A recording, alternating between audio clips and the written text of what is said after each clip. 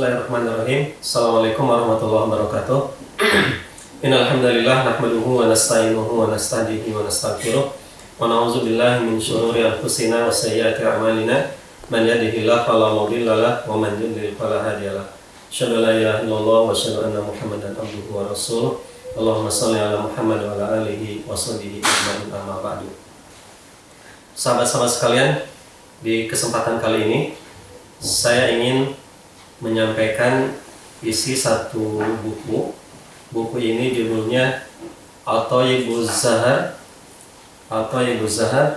Syarhu Nawaqidil Islam Al-Ashar. Maksudnya syarah yang akan membatalkan atau menggugurkan keislaman seseorang.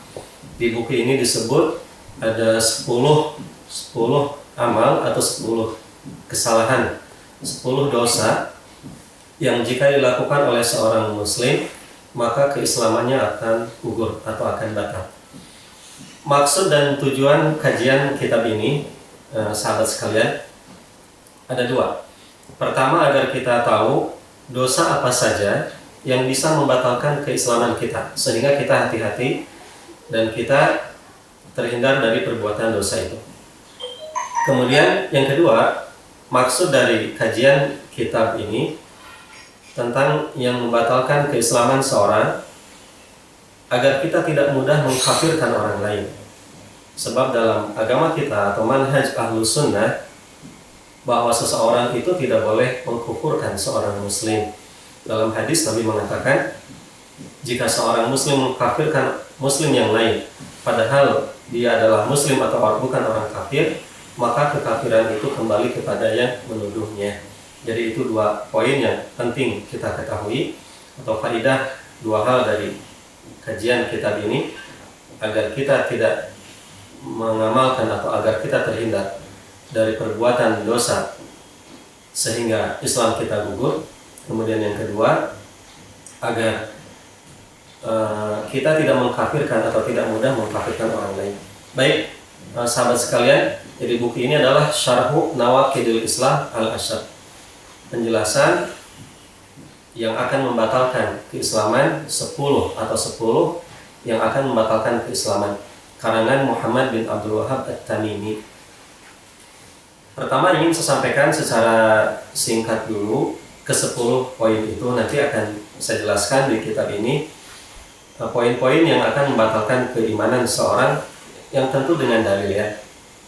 Bahwa tadi disebutkan faidah mengkaji kitab ini agar kita tidak seenaknya atau meluncur di mulut kita mengkafirkan orang lain, kecuali seseorang dianggap kufur itu jika Al-Quran dan hadis menyatakan bahwa orang itu kufur, begitu. Jadi kufur itu ditentukan bukan oleh kita, bukan oleh manusia, tapi kufur itu ditentukan oleh dalil dari Quran dan hadis Nabi Shallallahu Alaihi Wasallam. Apa saja ke-10 dosa yang akan menggugurkan keimanan seseorang? Qala Syekh Muhammad bin Abdul Wahhab At-Tamimi rahimahullah. Berkata Syekh Muhammad bin Abdul Wahhab At-Tamimi rahimahullah, kata beliau, i'lam anna nawaqidul Islam asyratu nawaqid. Ketahuilah bahwa yang akan menggugurkan keislaman seseorang, asyru nawaqid, ada 10 pembatal atau 10 dosa. Yang pertama, asyirku fi ibadatillah wahdahu la syarikalah. Syirik dalam peribadahan kepada Allah yang esa, di mana Allah tidak ada sekutu baginya. Jadi dosa yang pertama adalah musyrik. Nanti akan kita bahas musyrik itu apa, dalilnya seperti apa, kemudian kenapa syirik bisa membatalkan keimanan.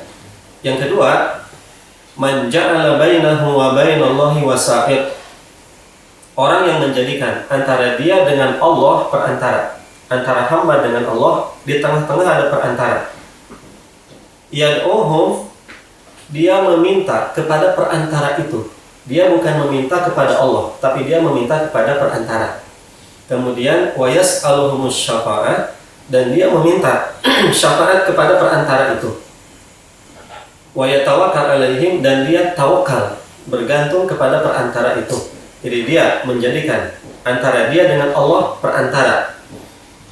dia berdoa kepada perantara itu, dia meminta syafaat, dan dia tawakal kepada perantara itu, bukan kepada Allah. Akan kita bahas nanti dengan dalil.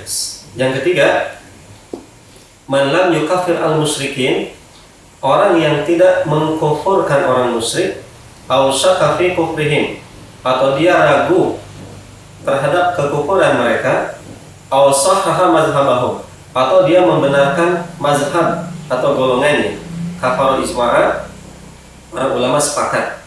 Yang keempat, man i'taqada anna ghayra hadyin nabi sallallahu alaihi wasallam akmalu min hadihi,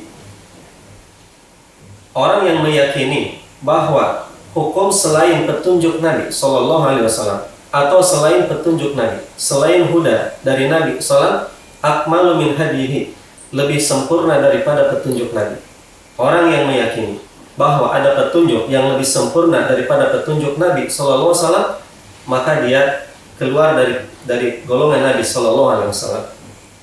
Au anna hukma ghairihi ahsan min hukmihi, atau jika ada orang yang meyakini bahwa hukum selain hukum Nabi sallallahu alaihi wasallam lebih baik daripada hukum Nabi sallallahu, maka dia termasuk orang yang keluar dari agama. Begitu. Kalladzina yufaddiluna hukmut taghut ala hukmihi, seperti orang yang mendahulukan hukum taghut daripada hukum Nabi sallallahu alaihi wasallam. Taghut itu artinya syaitan.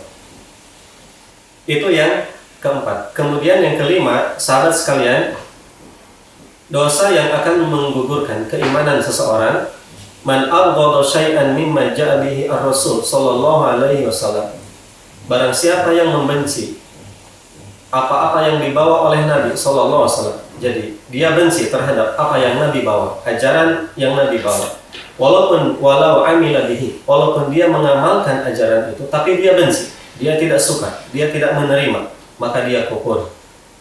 Yang keenam, man istahza'a bi syai'in min dinillah aw sawabihi aw iqabihi, orang yang mengolok-olok agama Allah Subhanahu wa taala atau siksa Allah, pahala dari Allah diolok-olok, dicemooh, dinistakan, kalau kata orang Sunda diheureukeun gitu ya. Dia mengolok-olok ajaran Allah Subhanahu wa taala, pelecehan terhadap agama, penistaan terhadap agama, maka dia bisa kufur. Yang ketujuh, as-sihru, yaitu pelaku sihir. Kemudian yang kedelapan, muzaharatul musyrikin wa mu'awanatuhum 'alal muslimin, membantu orang-orang musyrik, membela orang kafir untuk mengalahkan, melawan orang muslim. Kalau ada sengketa peperangan antara musyrik dan kafir, atau orang musyrik dan mukmin, orang kafir dan mukmin, tapi orang itu berpihak pada orang kafir untuk melawan orang muslim, maka dia golongan mereka, termasuk bagian dari mereka.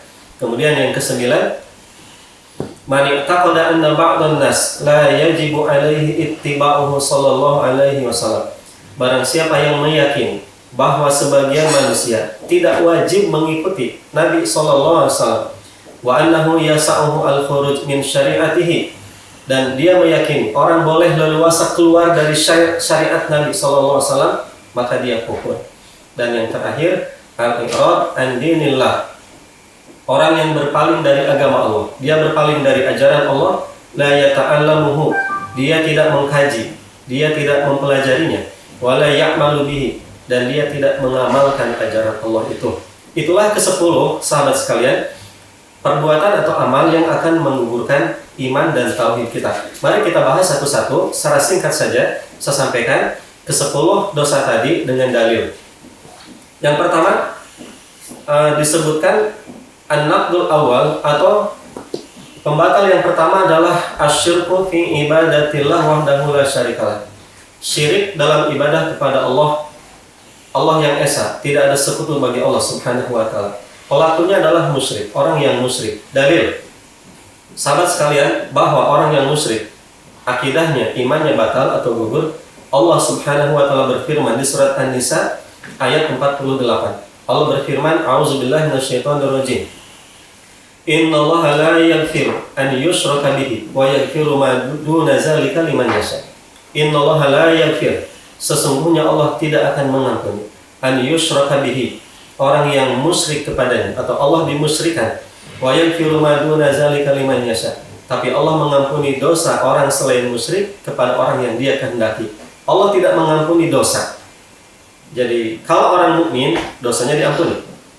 Ini menunjukkan kalau dosa itu tidak diampuni berarti hanya kepada orang kafir. Begitu.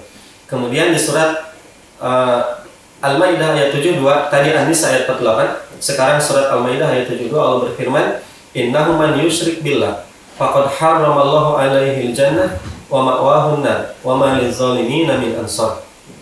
Firman Allah, "Innahu man yusyrik billah," sesungguhnya siapapun yang musyrik kepada Allah, faqad harramallahu 'alaihi al-jannah, maka Allah mengharamkan surga, wa ma'wahu an-nar, dan tempatnya di neraka, wa ma liz-zalimina min ansar, dan bagi orang zalim tidak akan ditolong. Ada 3 ancaman bagi orang musyrik. Pertama, faqad harramallahu 'alaihi al-jannah, pertama surga diharamkan.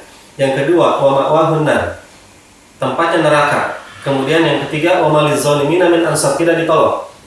Tidak diberi syafaat, tidak ditolong ketika dia di neraka jahanam, nauzubillah.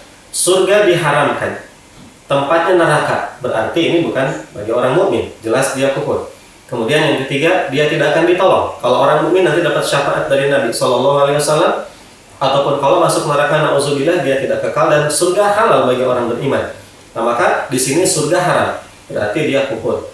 Baik sahabat sekalian, jadi dalam ayat ini ulama sepakat bahwa syirik adalah mengeluarkan dari agama. Tetapi ulama tauhid atau para ulama membagi 2 syirik. Yang pertama ada yang disebut dengan syirkul akbar, dan yang kedua ada syirkul asghar. Yang dimaksud dengan ayat tersebut An-Nisa ayat 48 dan Al-Maidah ayat 72, ini bagi syirik akbar. Apa itu syirik akbar? Dalam hadis Nabi SAW menjelaskan bahwa syirik akbar itu artinya antaj'ala lillahi niddan wa huwa khalaqaka. Engkau menjadikan sekutu bagi Allah sementara Allah yang menciptakanmu. Contoh, jadi menduakan Allah, mensekutukan Allah. Harusnya seseorang ibadah sujud kepada Allah, dia meyakini Allah, tapi dia sujud ibadah kepada selain Allah, artinya menduakan Allah. Begitu, itu musyrik. Kemudian harusnya dia meminta kepada Allah, dia meminta bukan kepada Allah. Harusnya dia tawakal kepada Allah, tapi dia tidak tawakal kepada Allah. Dia malah tawakal atau bergantung kepada selain Allah. Jelas dia musyrik. Harusnya menyembelih itu karena Allah. Contoh, orang berkurban. Kata Allah, "Fasholli lirabbika wanhar." Salatlah dan berkurbanlah untuk Allah, tapi dia tidak berkurban untuk syaitan. Berkurban karena jin, maka dia musyrik. Atau dia salat. Salat harusnya disembahkan untuk Allah, tapi salat itu dia sembahkan untuk selain Allah, maka dia musyrik. Harusnya dia sujud kepada Allah, tapi dia sujud kepada patung, dia sujud kepada batu, maka dia musyrik. Itulah contoh syirik akbar, sahabat sekalian, sehingga jelas orang yang syirik akbar keluar dari agama dengan dalil tadi, surat Al-Maidah ayat 72. Kemudian syirik asghar, dalam hadis Nabi SAW bersabda, syirik asghar itu contohnya adalah ar-riya. Kata Nabi, sesungguhnya dosa yang paling aku takuti adalah ar-riya. Kata Nabi dalam hadis riwayat Imam Ahmad dalam musnadnya, Nabi SAW bersabda, "Inna akhwafa ma akhafu alaikum asyirkul asghar." Sesungguhnya dosa yang paling aku takuti kepada kalian yaitu syirik kecil. Qalu, para sahabat bertanya, "Wa masyirkul asghar ya Rasulullah?" Apakah itu syirik kecil ya Rasul? Qala, Nabi menjawab, ar-riya, yaitu riya. Riya itu ibadah ingin dipuji. Jadi ibadah untuk Allah tapi ingin pujian manusia, ingin dilihat oleh orang. Begitu. Jadi itulah riya dan termasuk syirik asghar. Dalam penjelasan para ulama, di antara syirik asghar adalah ja'lu ma laisa sababan sababa. Seorang menjadikan yang bukan sebab dianggap sebab. Sekali lagi, seorang yang menjadikan sesuatu yang bukan sebab dianggap sebab. Contoh, umpamanya sekedar contoh, semenjak saya pakai jam tangan ini, maka hidup saya aman. Tidak ada kaitan antara jam tangan yang saya pakai dengan keamanan hidup saya. Jam tangan hanya untuk menunjukkan waktu, jadi tidak diartikan macam-macam. Semenjak saya pakai cincin, usaha jadi lancar. Tidak ada kaitan cincin yang saya pakai, umpamanya sekedar contoh, dengan usaha yang saya jalankan. Kalau orang pakai cincin untuk perhiasan, silahkan, tidak masalah. Tapi jangan diyakini aneh-aneh dan berlebihan macam-macam. Dengan cincin ini usaha lancar, dengan cincin ini hidup selamat, hidup maju dan lain-lain. Tidak ada kaitan. Jangan dikait-kaitkan. Maka kalau mengaitkan sesuatu yang tidak ada kaitan dan hubungan, itu bagian dari syirik asghar. Baik, itulah sahabat sekalian dosa yang pertama yang akan menggugurkan tauhid atau iman seorang muslim, yaitu syirik akbar. Asyirku billah fi ibadatihi, atau asyirku fi ibadatillah. Syirik dalam peribadahan kepada Allah Subhanahu wa taala. Sedikit ingin saya sampaikan apa perbedaan syirik akbar dan syirik asghar. Ulama mengatakan syirik akbar yang pertama adalah yuhbitu jami'ul amal, akan menghapus semua dosa, kemudian menghapus semua amal. Syirik akbar akan menghapus semua amal. Kemudian yang kedua, syirik akbar itu mengeluarkan pelakunya dari agama, dan syirik akbar yang terakhir mengekalkan pelakunya di neraka. Tapi kalau syirik asghar itu tidak seperti itu. Baik, kemudian yang kedua, sahabat sekalian, dosa yang akan menggugurkan keimanan seorang adalah man ja'ala bainahu wa bainallahi wasa'id. Orang yang menjadikan antara dia dengan Allah perantara.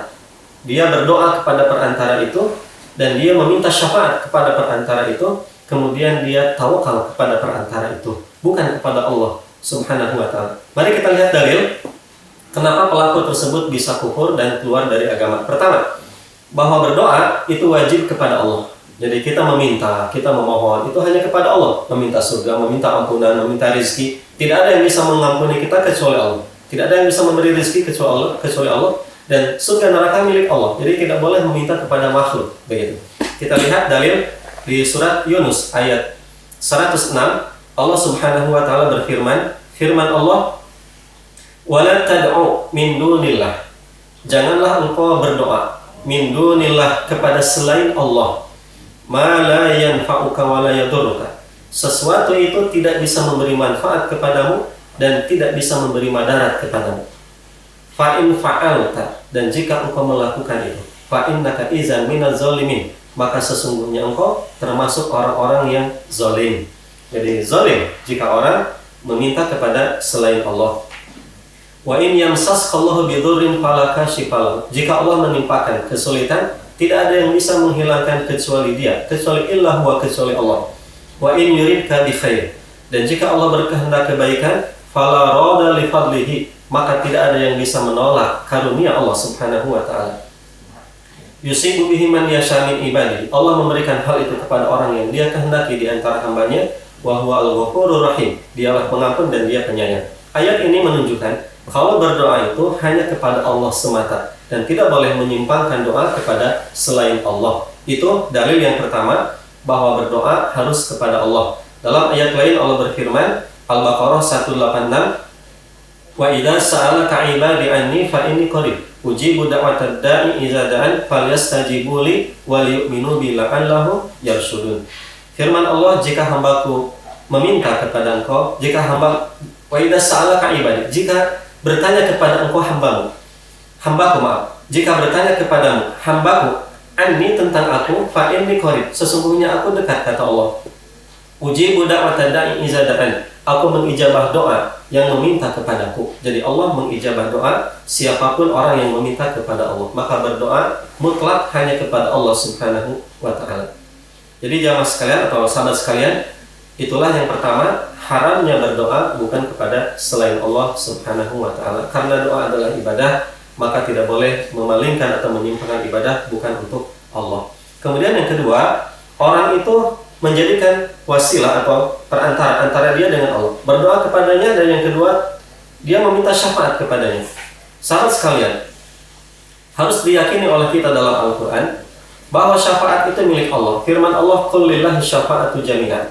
Katakan semua syafaat itu milik Allah. Maka karena syafaat milik Allah, mintalah kepada Allah. Kemudian syarat syafaat itu ada dua.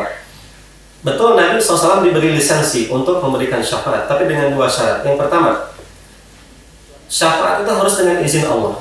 Dalam Al-Quran Allah berfirman, "Man dzalladzi yashfa'u indahu illa bi'idnih." Tidak ada yang bisa memberi syafaat kecuali dengan izin Allah. Jadi, siapakah yang bisa memberi syafaat di sisi Allah? Tidak ada kecuali dengan izinnya. Maka seseorang tidak akan bisa memberi syafaat kecuali dengan izin Allah Subhanahu wa taala. Maka syarat syafaat yang pertama adalah idnullahi lisyafi', izin Allah kepada orang yang memberi syafaat. Kemudian yang kedua, Syarat syafaat itu adalah ridhallahi lil masyru'i lahu. Allah ridha kepada orang yang akan diberi syafaat. Dalam Al-Qur'an Allah berfirman, "Wala yashfa'una illa liman irtadha." Mereka tidak bisa memberi syafaat kecuali kepada orang-orang yang Allah ridhoi. Surat Al-Anbiya ayat 28. Maka syafaat ada dua syarat. Pertama, izin Allah pada orang yang memberi syafaat. Kedua, orang itu diberi ridho oleh Allah Subhanahu wa taala agar dia mendapatkan syafaat. Jadi sahabat sekalian, syafaat mutlak milik Allah. Maka minta kepada Allah agar kita dapat syafaat. Kemudian tidak boleh meminta syafaat kepada perantara antara dia dengan Allah Subhanahu wa taala. Kemudian orang itu tawakal. Jadi dia menjadikan antara dia dengan Allah perantara, meminta kepadanya, meminta syafaat dan tawakal kepadanya. Dalam Al-Qur'an Allah Subhanahu wa taala berfirman di surat Al-Maidah ayat 23, firman Allah, "Wa 'alallahi fatawakkalu in kuntum mu'minin." Dan hanya kepada Allah kalian tawakal jika kalian beriman. Maka dalam kaidah bahasa Arab, wa 'alallahi fatawakkalu itu objek didahulukan. Ada kaidah begini, taqdimul ma'mul yufidul hasr. Ketika objek didahulukan menunjukkan pembatasan, hanya itu saja. Kata Allah, wa 'alallahi, hanya kepada Allah. Hanya kepada Allah kalian tawakal jika kalian beriman. Maka tawakal wajib hukum kepada Allah. Contoh dalam surat Al-Fatihah, kita sering berdoa atau mengatakan, sering baca, iyyaka na'budu wa iyyaka nasta'in. Hanya kepada Engkau kami menyembah dan hanya kepada Engkau kami meminta pertolongan. Maksudnya, tidak ada selainmu kami menyembah, tidak ada. Hanya kepada Engkau semata. Jadi ketika objek didahulukan itu menunjukkan pembatasan. Taqdimul ma'mul yufidul hasr. Ketika objek didahulukan, hanya itu saja pembatasan. Wa 'alallahi fatawakkalu in kuntum mu'minin. Firman Allah, hanya kepada Allah kalian tawakal jika kalian beriman. Jamaah sekalian atau sahabat sekalian, tidak boleh hukumnya kita tawakal bukan kepada selain Allah. Tawakal itu artinya bersandar, berharap, begitu ya, menggantungkan hidup kita, rizki, jodoh, pati, bagja, cilaka, menggantungkan pada selain Allah, maka itu disebut tawakal. Dan tawakal mutlak hanya kepada Allah Subhanahu wa taala. Jadi itulah dalil bahwa orang yang bertawakal kepada selain Allah, dia bisa keluar dari agama. Karena tawakal bagian dari tauhid, sehingga tawakal hanya kepada Allah Subhanahu wa taala. Yang ketiga, sahabat sekalian, an-naqdus salis atau poin yang ketiga yang membatalkan tauhid adalah man lam yukafir al-musyrikin. Barang siapa yang tidak menganggap kafir orang musyrik. Jadi kalau orang musyrik tadi dalam Al-Qur'an itu kufur, tapi kita ragu atau tidak menganggap kafir orang musyrik, aw syakka fi kufrihim, atau kita ragu terhadap kekufuran mereka, aw sahhaha madhhabahum, atau mensahihkan, membenarkan golongan dan mazhab mereka, kelompok mereka, maka termasuk bagian dari mereka. Jemaah sekalian, dalil kata para ulama, famuqtada la ilaha illallah, maka kandungan la ilaha illallah itu ada dua. Pertama adalah an-nafyu wal isbat, menafikan la ilaha, artinya la ilaha, la ma'budu bihaqqin, tidak ada yang wajib disembah dengan benar, ditiadakan. Tidak ada yang disembah dengan benar, la ma'budu, tidak ada yang disembah dengan benar, ayat, semua tidak ditiadakan. Kemudian al-isbat ditetapkan bahwa yang wajib disembah dengan benar illallah, kecuali Allah. Meniadakan sembahan dan menetapkan sembahan itu hanya Allah Subhanahu wa taala. La ilaha illallah, la ma'budu bihaqqin illallah. Maka muqtada kalimat la ilaha illallah, kandungan kalimat tauhid la ilaha illallah, an yukfaru bi kulli ma yuqbalu min dunillah, wajib sesembahan selain Allah diingkari. Jadi wajib mengingkari semua sembahan selain Allah Subhanahu wa taala. Wajib mengkufuri semua berhala, semua sembahan selain Allah. Dalam Al-Qur'an Allah berfirman di surat Al-Baqarah ayat 256, firman Allah, "Faman yakfur bit-taghut." Barang siapa yang kufur kepada taghut, wa yu'min billah, dan dia beriman kepada Allah, faqad istamsaka bil 'urwatil wuthqa, maka dia berpegang teguh kepada agama Allah Subhanahu wa taala yang sangat kuat. Kemudian sahabat sekalian, di surat Al-Mumtahinah atau Al-Mumtahanah ayat 4, Allah Subhanahu wa taala berfirman, "Qad kanat lakum uswatun hasanah fi Ibrahim." Sungguh ada bagi kalian suri tauladan yang baik dalam pribadi Ibrahim, walladzina ma'ahu, dan orang-orang bersamanya. Id qalu liqaumihim, ketika mereka berkata kepada kaumnya, inna bura'a'u minkum, sesungguhnya kami berlepas diri dari kalian, berlepas dari sembahan kalian. Wa mimma ta'buduna min dunillahi kafarna bikum, dan dari apa yang kalian sembah kami kufur, kami mengingkari pada kalian. Jadi seorang mukmin selayaknya mengingkari peribadatan dan mengingkari kekufuran orang-orang yang kafir. Begitu. Jadi tidak boleh membenarkan, tidak boleh setuju dengan perbuatan mereka. Jika seseorang tidak mengingkari kekafiran orang kafir, maka dia bagian dari orang kafir tersebut. Dengan dalil ayat tadi, kandungan makna la ilaha illallah, kemudian surat Al-Baqarah ayat 256, kemudian surat Al-Mumtahanah ayat keempat. Itu yang ketiga. Kemudian singkat saja sahabat sekalian, saya sebutkan di sini an-naqdur rabi atau pembatal yang keempat, man taqada anna ghairu hadyin Nabi sallallahu alaihi wasallam akmalu min hadihi. Barang siapa yang meyakini bahwa petunjuk selain petunjuk Nabi lebih sempurna dari petunjuk Nabi SAW. Barang siapa yang meyakini bahwa petunjuk Nabi Muhammad SAW lebih sempurna dari petunjuk dia, maka dia kufur. Au anna hukma ghairihi, atau hukum Nabi SAW, hukum selain Nabi, ada hukum lain selain hukum Nabi yang lebih afdal, lebih baik daripada hukum Nabi SAW, maka dia termasuk orang yang kufur. Dalil, Nabi SAW tidak bicara hawa nafsu. Ini penting diketahui dalam Al-Quran. Hukum yang Nabi keluarkan, ucapan yang Nabi ucapkan adalah firman Allah Subhanahu wa Ta'ala. Dalam Al-Quran, surat An-Najm ayat 3-4, Allah berfirman, "Wa ma yantiqu 'anil hawa, in huwa illa wahyun yuha." Nabi tidak bicara hawa nafsu, tetapi yang Nabi ucapkan adalah wahyu yang Allah wahyukan kepadanya. Kedua, bahwa Al-Quran adalah hidayah, petunjuk Allah Subhanahu wa Ta'ala. Hukumnya benar, terbaik. Jadi kalau ada orang yang mengatakan selain Quran ada yang lebih baik, nah itu termasuk bagian dari kekufuran. Firman Allah, "Inna hadzal Qur'an yahdi lillati hiya aqwam." Sesungguhnya Al-Quran ini menunjukkan pada jalan yang lurus. Jadi Al-Quran petunjuk, jalan yang lurus. Wa yubasysyirul mu'minin, dan memberi kabar baik kepada orang beriman. Alladzina ya'maluna sholihat, yaitu orang-orang yang berbuat amal saleh. Anna lahum ajrun kabira, bahwa dia mempunyai pahala yang sangat besar dari Allah. Begitu. Di surat Al-Jin ayat 1 dan ayat 2, jin mengatakan inna sami'na Qur'anan ajaba. Kata jin, kami mendengar Quran yang menakjubkan, agung, luar biasa, kagum. Yahdi ila rusli fa'amanna bihi. Al-Quran menunjukkan pada jalan yang benar, jalan yang lurus. Fa'amanna bihi, dan kami beriman padanya. Maka hukum Quran itu hukum terbaik, karena Quran hidayah dan petunjuk kepada jalan yang lurus. Baik, kemudian dalam hadis Nabi SAW, hadis ini riwayat Imam Ahmad dalam musnadnya dari Ibnu Abbas, juga ditaklik oleh Imam Al-Bukhari, wa allaqahu Al-Bukhari. Rasulullah SAW bersabda, amma ba'du. Kata Nabi, fa inna khairal hadis kitabullah. Sebaik-baiknya ucapan adalah firman Allah, kitabullah. Wa khairul huda Muhammad SAW. Dan sebaik-baiknya petunjuk adalah petunjuk Nabi SAW. Tidak ada petunjuk yang lebih baik kecuali Al-Quran dan hadis Nabi SAW. Maka jika ada orang yang meyakini petunjuk selain Allah dan Nabi SAW lebih baik, maka dia termasuk kufur sesuai dengan ayat ini.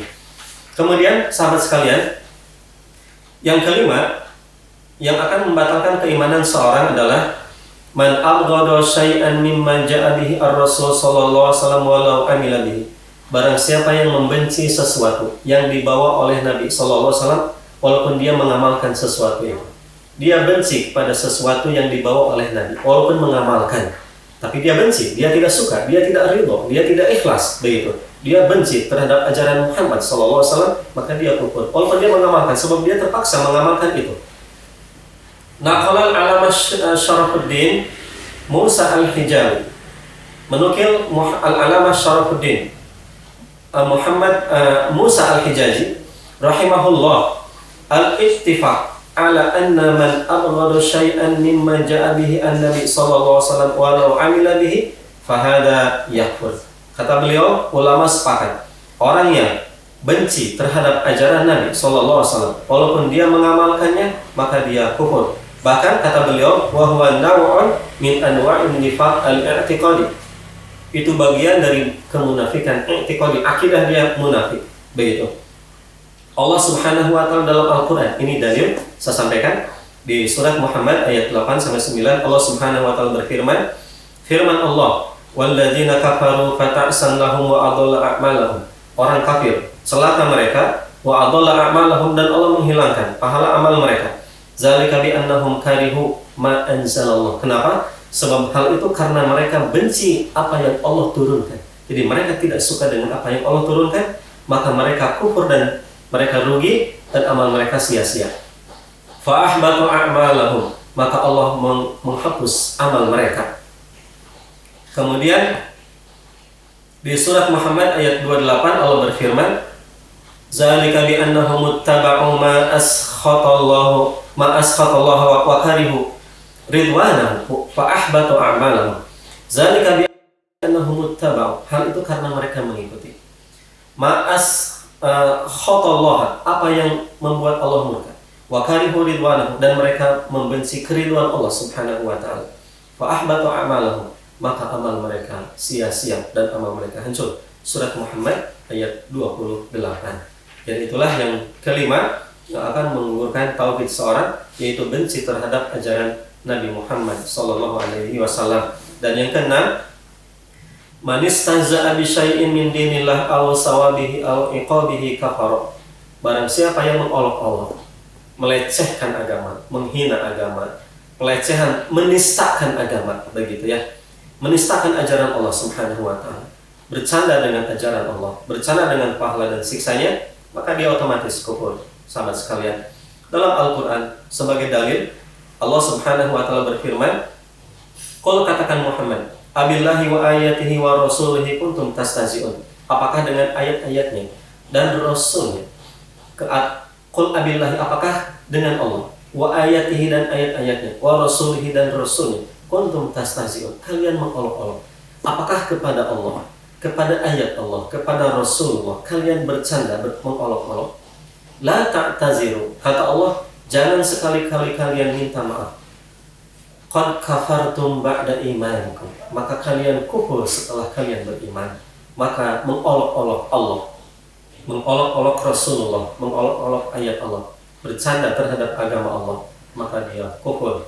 Kata Allah, abillahi wa ayatihi wa rasulihi kuntum tastahzi'un la ta'tadziru qad kafartum ba'da imanikum. Surat At-Taubah ayat 65 sampai ayat 66. Dalam ayat lain Allah berfirman, innal ladzina ajramu kanu minal ladzina amanu yadhakun. Sungguhnya orang-orang yang berbuat dosa itu dulu kepada orang beriman mereka mentertawakan. Wa iza marru bihim yataghamazun, mereka mengolok-olok, mengkedipkan mata, menghina, meremehkan orang-orang beriman jika lewat kepada mereka. Wa idzan qalabu ila ahlihim qalabu fakihin, dan mereka jika kembali kepada keluarga mereka, mereka senang-senang dan bersukacita. Wa idza ra'awhum qalu inna haula'i ladallun, dan apabila mereka melihat orang mukmin itu, mereka berkata bahwa mereka orang yang sesat. Mereka bercanda kepada orang beriman, mereka mengolok-olok orang mukmin.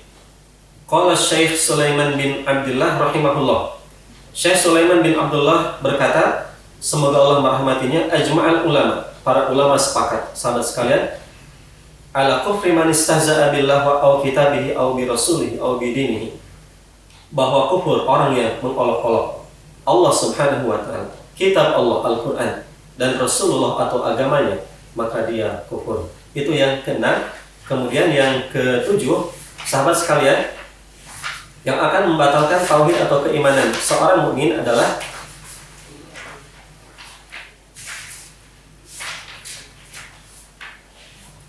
tadi yang keenam adalah orang yang mengolok-olok agama Allah Subhanahu wa taala dan Rasulullah. Kemudian yang ketujuh, as-sihru, yaitu sihir. Sihir dalam Al-Qur'an Allah berfirman, sihir itu adalah perbuatan yang luar biasa, tapi itu dari syaitan. Syekh Abu Muhammad Al-Maqdisi mengatakan dalam kitab Tauhid bahwa sihir itu adalah azaim wa ruqa wa aqdun yu'assiru fil qulub wal abdan fayamrad wa yaqtul wa yufarriq bainal mar'i wa zawjihi bi idznillah. Syirik itu artinya azaim, jimat-jimat, wa ruqa, mantra-mantra, wa aqdun, ikatan-ikatan, bukhur. Kemudian yu'assiru fil qulub wal abdan, yang bisa mempengaruhi fisik dan hati seseorang. Fayamrad wa yaqtul, dia bisa sakit atau dia terbunuh. Wa yufarriq bainal mar'i wa zawjihi, bisa memisahkan suami istri, biidznillah, tentu dengan izin Allah Subhanahu wa taala. Dalil bahwa sihir itu kufur, sahabat sekalian, Allah berfirman di surat Al-Baqarah ayat 102, wa ma yu'allimani min ahadin, dan keduanya malaikat, ini menyerupai laki-laki di surat Al-Baqarah, Kedua, malaikat itu tidak mengajarkan seseorang sihir hatta yaqula, sehingga kedua itu mengatakan innama nahnu fitnah, sesungguhnya kami ini adalah ujian. Fala takfur, maka kalian tidak boleh kufur. Maka dengan sihir orang bisa kufur. Kemudian dalam Al-Qur'an Allah berfirman, firman Allah, wa ma kafara Sulaiman, Sulaiman tidak kufur, walakinna syayatina kafaru, tetapi syaitan kufur, yu'allimuna nasa sihir, sebab syaitan mengajarkan sihir kepada manusia. Maka sihir menyihir itu bagian dari kekufuran, sebab dengan sihir dia meminta bantuan syaitan atau jin, dan pelakunya adalah kufur. Jamaah sekalian, dalam hadis orang yang melakukan sihir itu hukuman dalam Islam adalah dorbatun bisayf, kepalanya dipenggal dengan pedang, begitu. Kata Nabi SAW dalam hadis, walaupun ulama mengatakan hadis ini lemah, hadis sahih dorbatun bisayf, hukuman penyihir adalah dipenggal dengan pedang. Tapi nanti ada syawahid lain atau hadis lain yang membenarkan hadis itu, dan hadis ini selaras dengan hadis yang lain, yaitu hadis Bajalah rahimahullah, ja'ana kitab Umar radhiyallahu anhu, datang surat dari Umar atau keputusan dari Umar, semoga Allah meridhoinya, qabla mautihi, di sana sebelum Umar meninggal 1 tahun, uqtulu kulla sahirin, kata Umar, bunuh setiap penyihir. Maka Umar mengamalkan atau menetapkan setiap penyihir itu harus dibunuh, begitu.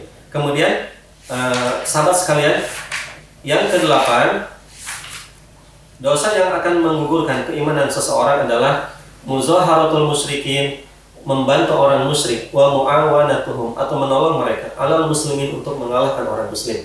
Membantu orang musyrik, membantu orang kafir untuk menghancurkan orang mukmin, maka mereka bagian dari orang-orang kafir tersebut. Dalam Al-Qur'an Allah Subhanahu wa taala berfirman di surat Al-Maidah ayat 51, firman Allah, "Wa man yatawallahu minkum fa innahu minhum." Siapa yang yatawallahu, menolong mereka, mengangkat mereka pemimpin, mengangkat mereka penolong, sahabat, kerabat, membantu menolong mereka, minhum, di antara kalian, membantu orang kafir, fa innahu, maka orang itu, minhum, kata Allah, bagian dari orang kafir itu. Maka jemaah sekalian, siapapun mukmin yang membela, membantu orang kafir untuk mengalahkan orang-orang mukmin, maka mereka termasuk orang-orang kafir. Dan siapapun orang mukmin yang mengangkat pemimpin, menjadikan orang kafir itu karib, sahabat dekat, pemimpin, kekasih, begitu, dan itu al-wala, artinya umum, kekasih, pemimpin, soulmate, atau menjadikan sahabat dekat, kemudian menolong mereka, itu disebut muwalah. Kata Allah, "Wa man yatawallahu minkum fa innahu minhum." Orang tersebut bagian dari mereka. Dan itu firman Allah Subhanahu wa taala, Al-Maidah ayat 51. Kemudian singkat saja, sahabat sekalian, yang ke-9, dosa yang akan menggugurkan keimanan seseorang adalah man taqada anna ba'dhan nas la yajibu alaihi ittiba'uhu sallallahu alaihi wasallam wa annahu yas'uhu al-khuruj min syariatihi. Barang siapa yang meyakini bahwa orang itu tidak wajib mengikuti sunnah Nabi, tidak wajib mengikuti Nabi, dan leluasa boleh keluar dari ajaran Nabi, boleh keluar dari ajaran Nabi, boleh meninggalkan ajaran Nabi, dengan seenaknya dia mengatakan seperti itu, maka orang itu kafir. Firman Allah, wa anna hadza sirati, dan ini adalah jalanku, kata Allah, mustaqim, yang lurus, fattabi'uhu, ikuti jalan itu. Tidak boleh mengkol dan bengkok dari jalan itu. Maka orang yang tidak mengikuti jalan Allah bukan termasuk bagian dari itu. Kemudian orang yang meyakini seperti itu, sahabat sekalian, maka dia sama dengan mendustakan ajaran Allah Subhanahu wa taala. Kemudian Nabi SAW bersabda dalam hadis ini sahih riwayat Imam Muslim dalam kitab Al-Iman, kata Nabi, "Walladzi nafsu Muhammadin biyadihi." Demi Allah, demi zat Muhammad yang ada, atau demi diri Muhammad yang ada dalam tangannya atau genggamannya, la yasma'u bi ahadun, tidaklah mendengar tentang aku seseorang, min hadhil ummah, dari umat, Yahudiyun wala Nasraniyun, Yahudi atau Nasrani, summa yamutu, kemudian dia mati atau meninggal, walam yu'min billadzi ursiltu bihi, dan dia tidak beriman terhadap risalah yang aku bawa, illa man kana min ashabina, maka orang tersebut termasuk ahli neraka. Jadi jemaah sekalian, wajib hukumnya mengimani, meyakini, mengikuti petunjuk Nabi Sallallahu Alaihi Wasallam. Tidak boleh meyakini seseorang tidak wajib mengikuti sunnah Nabi, atau seorang boleh keluar seenaknya dari ajaran Nabi Sallallahu Alaihi Wasallam. Dan yang terakhir, Sahabat sekalian, di antara yang akan menggugurkan keimanan seseorang adalah al-i'rad an dinillah, la yata'allamuhu wa la ya'malu bihi. Orang yang berpaling dari ajaran Allah. Dia berpaling, dia tidak mau menerima, dia tidak mau mengkaji ajaran Allah. La yata'allamuhu, dia tidak mau mengkajinya, dia tidak mau mempelajarinya. Wa la ya'malu bihi, dan dia tidak mau mengamalkan ajaran Allah itu, maka dia termasuk kufur. Firman Allah dalam Al-Qur'an surat As-Sajdah ayat 22, Allah berfirman, "Wa man azlamu mimman dzukkira bi ayati rabbih, summa a'rada anha, inna minal mujrimina muntaqimun." Firman Allah, "Wa man azlam." Tidak ada orang yang paling zalim, atau siapa orang yang paling zalim, kata Allah, mimman dzukkira bi ayati rabbih, daripada orang yang ketika disebut ayat Tuhannya, ayat Allah, summa a'rada anha, kemudian dia berpaling. Dia tidak mau menerima ayat Allah itu. Kata Allah, "Inna minal mujrimina muntaqimun." Kami akan menyiksa orang-orang yang berbuat dosa itu. As-Sajdah ayat 22. Maka tidak ada alasan bagi seorang mukmin berpaling dari ajaran Allah Subhanahu wa taala. Qala Syekh Al-Islam, qala Syekhul Islam Ibnu Taimiyah, Syekhul Islam Imam Ibnu Taimiyah mengatakan tentang firman Allah di surat An-Nur ayat 47-48, Allah berfirman, "Wa yaquluna amanna billahi wa bir rasul." Mereka mengatakan kami beriman kepada Allah dan kepada Rasul. Wa ata'na, kemudian kami taat. Summa yatawalla fariqum minhum min ba'di zalika. Kemudian sebagian mereka berpaling setelah itu, setelah mengatakan bahwa kami beriman pada Allah dan Rasul. Tapi mereka berpaling setelah itu, kata Allah, "Wa ma ulaika bil mu'minin." Dan mereka itu bukan orang-orang beriman. Jadi ketika mereka berpaling dari ajaran Allah dan Rasul, maka kata Allah, "Wa ma ulaika bil mu'minin." Mereka bukan orang-orang mukmin. Begitu. Kemudian, "Wa idza du'u ila Allahi wa rasulihi liyahkuma bainahum idza fariqum minhum mu'ridun." Apabila diseru, diajak kepada Allah dan Rasulnya untuk menjadikan hukum di antara mereka, idza fariqum minhum mu'ridun, ternyata sebagian mereka itu berpaling, maka itulah orang kafir. Surat An-Nur ayat 47-48. Maka sahabat sekalian, dari penjelasan tadi disimpulkan bahwa wajib seorang mukmin mengikuti dan meyakini ajaran Allah Subhanahu wa taala, tidak boleh berpaling darinya. Itulah secara singkat sahabat sekalian 10 dosa yang saya sebutkan dalam kitab Syarhun Nawaqidil Islam Al-Asyar, Syarah Pembatal Islam yang 10, karya Syekh Muhammad bin Abdul Wahhab At-Tamimi. Kitab ini sangat baik. 2 poin tadi ingin saya ulang. Faedah mempelajari kitab ini atau mengkaji kitab ini, kita menghindari dosa 10 tadi agar kita terhindar dari kekufuran dan kita tidak murtad. Kemudian yang kedua, agar kita tidak mudah mengkafirkan orang lain kecuali sesuai dengan Al-Quran dan Sunnah. Jika Quran dan hadis mengatakan itu kufur, tetapkan itu kufur. Tidak boleh muncul dari mulut kita pada orang mukmin, Anda kafir atau Anda kufur, padahal dia orang beriman, sebab kekufuran bakal kembali kepada kita. Semoga tauhid kita lurus, dan semoga iman kita kuat, dan semoga Allah Subhanahu wa taala membimbing kita kepada jalan yang lurus dan hidayah dan tauhid yang salimah, jauh dari musyrik dan tauhid yang sesat atau keliru, tidak sesuai dengan apa yang Nabi sampaikan, Nabi ajarkan, atau Al-Quran yang Allah sebut dalam kitabnya. Sahabat sekalian, itu saja, semoga bermanfaat. Mohon maaf apabila ada hal yang kurang berkenan. Kesalahan dari saya pribadi dan kebenaran hanya dari Allah Subhanahu wa taala. Kita tutup dengan doa. Subhanaka Allahumma bihamdik, asyhadu an la ilaha illa anta astaghfiruka wa atubu ilaik. Alhamdulillahirabbil alamin. Assalamualaikum warahmatullahi wabarakatuh.